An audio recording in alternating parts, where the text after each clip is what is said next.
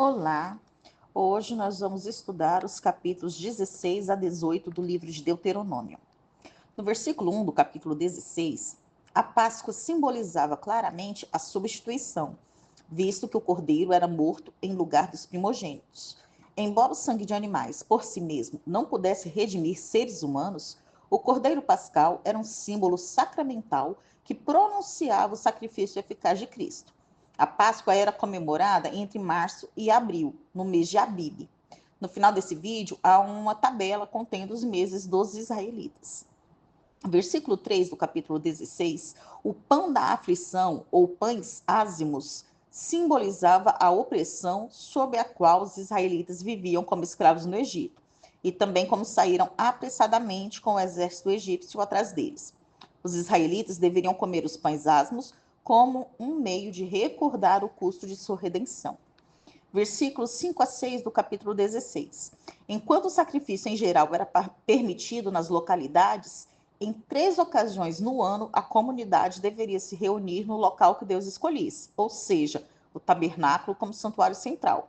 Quando a comunidade como um todo apresentava o sacrifício da Páscoa, ela comemorava os graciosos atos de Deus de redenção e oferecia seu tributo a ele como resposta de adoração e ação de graças. Versículo 7 do capítulo 16. O sacrifício da Páscoa não somente reunia a nação, mas também descrevia o Senhor como anfitrião da mesa. Versículo 10 do capítulo 16. A festa das semanas, ou festa das colheitas, era a segunda das grandes festas de peregrinação no santuário central. Ela comemorava a colheita dos cereais maduros 50 dias após a colheita dos primeiros frutos. A festa também era chamada de Pentecostes. A escolha desse dia para a vinda do Espírito Santo sobre a igreja reunida em Jerusalém provavelmente foi para inaugurar o nascimento da igreja e também para visualizar os primeiros frutos, como tendo se tornado um corpo maduro para a colheita, como uma comunidade redimida de Deus. Versículos 13 a 15 do capítulo 16. A festa dos tabernáculos, ou festa das cabanas, servia para lembrar aos israelitas sua história de fragilidade no deserto, em que não tinham casas e habitavam em tendas, e para comemorar a bondade de Deus para com eles na terra, como também a alegria que teriam nas safras pelo trabalho de suas mãos. Era celebrada quando o produto da terra já fora colhido. Durante 7 dias, o povo vivia em tendas. Versículos 16 e 17 do capítulo 16. Ninguém é tão pobre que não possa dar alguma coisa, e não se espera que ninguém dê mais do que possui. O dízimo no Antigo Testamento segue esse padrão e serve assim de medida para a doação no Novo Testamento. Versículos 18 e 19 do capítulo 16. Moisés havia designado líderes no Sinai, e esta exceção especifica que tal organização devia continuar. Também o elevado ideal de justiça e de justiça somente devia guiar a conduta deles. E o padrão de justiça era seguir o que estava na lei do Senhor. Versículos 21 e 22 do capítulo 16. Poste ídolo era uma árvore ou poste sagrado erguido como símbolo da falsa deusa cananeia Azerá. A coluna era uma pedra posta de pé sobre uma das extremidades, talvez representando Baal. Infelizmente, houve sincretismo religioso. Descobertas recentes no Negueb têm confirmado que, por vezes, o Senhor, nosso Deus, foi cultuado juntamente com Azerá, que foi descrita até como esposa do nosso Senhor. Agora nós vamos estudar o capítulo 17. No versículo 1 do capítulo 17, foi repetidamente ordenado que qualquer defeito em um animal tornaria-o impróprio para o sacrifício. Além disso, Levítico 21, versículos 16 a 23, especifica que qualquer sacerdote com uma deformidade física não podia oficiar. O simbolismo é claro. Deus é santo e ele requer perfeição. Como símbolos do Salvador perfeito que viria e de seu precioso sacrifício, os animais sacrificados teriam de ser sem defeito. Versículos 2 a 5 do capítulo 17. O sol e a lua eram cultuados por alguns povos do Antigo Oriente, inclusive os egípcios, que tinham uma cidade inteira dedicada ao sol, Heliópolis. A palavra hebraica para sol é Shemesh, Shemesh, e da lua é Iarea, Yareah. Estudiosos acreditam que o motivo do Sol e a Lua terem sido mencionados apenas como luzeiros em Gênesis 1, versículo 15, e não terem escrito o nome deles, já era para demonstrar que não eram divindades poderosas, apenas objetos que obedeciam aos propósitos divinos.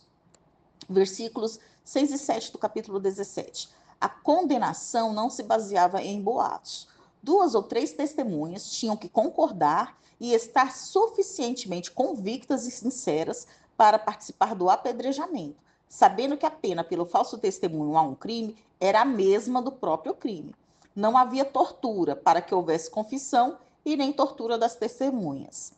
Versículos 8 e 9 do capítulo 17. Os tribunais inferiores seriam espalhados pelas cidades de Israel, mas o tribunal superior, que cuidava de casos mais difíceis, era o santuário central, com os sacerdotes que julgavam junto com outros juízes.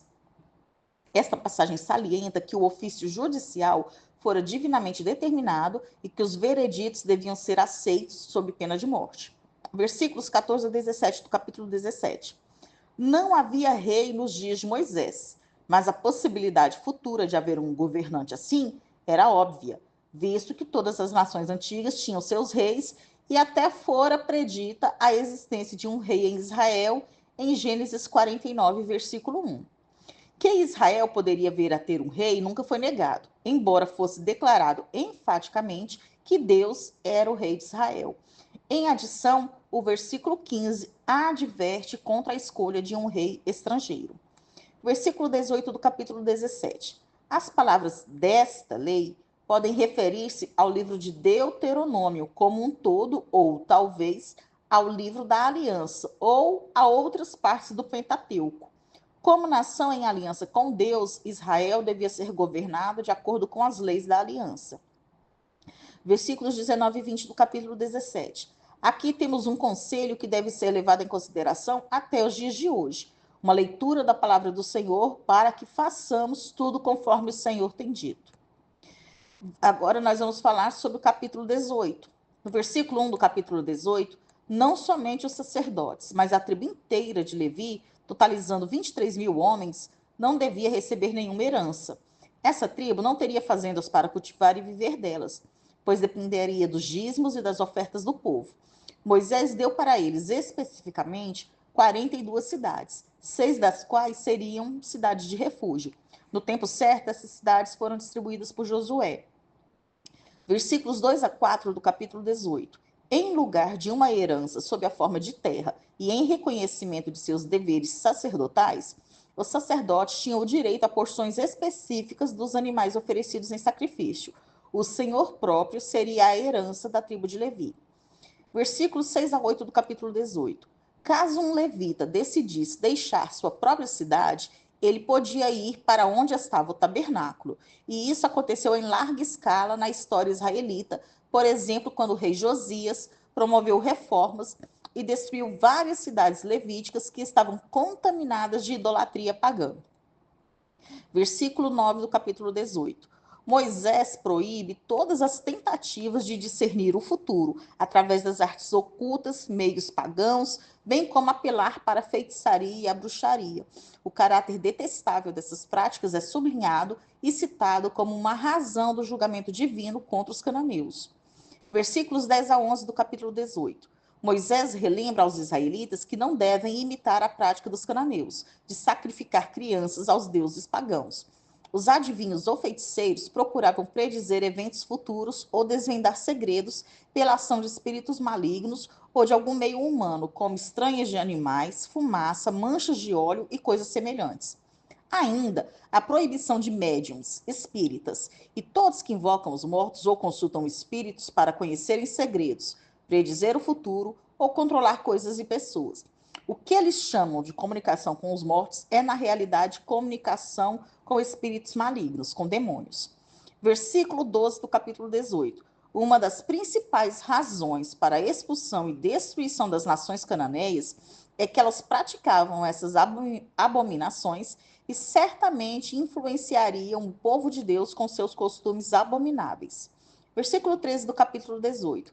Ser perfeito com o Senhor consistia em evitar todas as práticas pagãs citadas nos versículos 10 e 11. Perfeito não se refere à perfeição impecável, e sim ao fato de evitar tudo que o Senhor abomina. Versículo 15 do capítulo 18. O profeta do Senhor era chamado e dotado unicamente por Deus. Tal porta-voz de Deus tinha aparecido esporadicamente aos israelitas da época, como Abraão, Miriam e o próprio Moisés. No Antigo Testamento, nós temos Elias, Eliseu, Samuel e muitos outros. Versículos 18 a 20 do capítulo 18. Moisés, o mais proeminente profeta do período do Antigo Testamento, introduziu o tema da profecia israelita. Deus comunicaria a sua palavra a Israel através de uma sucessão de profetas. Na qualidade de mediadores da palavra de Deus ao povo de Israel, os demais profetas do Antigo Testamento funcionariam de maneira semelhante a Moisés. Mas nenhum deles seria o mediador inicial de uma aliança e nenhum deles teria igual intimidade com Deus como tinha Moisés, e nem receberia revelações divinas tão claras como aquelas que lhe foram dadas. Esta passagem, pois, encontra cumprimento final no profeta que é igual, ou na verdade, maior do que o profeta Moisés, que é o Senhor Jesus Cristo. A semelhança de Moisés, Cristo foi o mediador de uma aliança entre Deus e o seu povo. Versículos 21 e 22 do capítulo 18. O falso profeta fala, mas o que diz não se cumpre. É assim que se sabe quem é falso profeta. Não se deve ter medo dele, porque não tem capacidade de causar dano, senão por induzir o povo de Deus ao erro.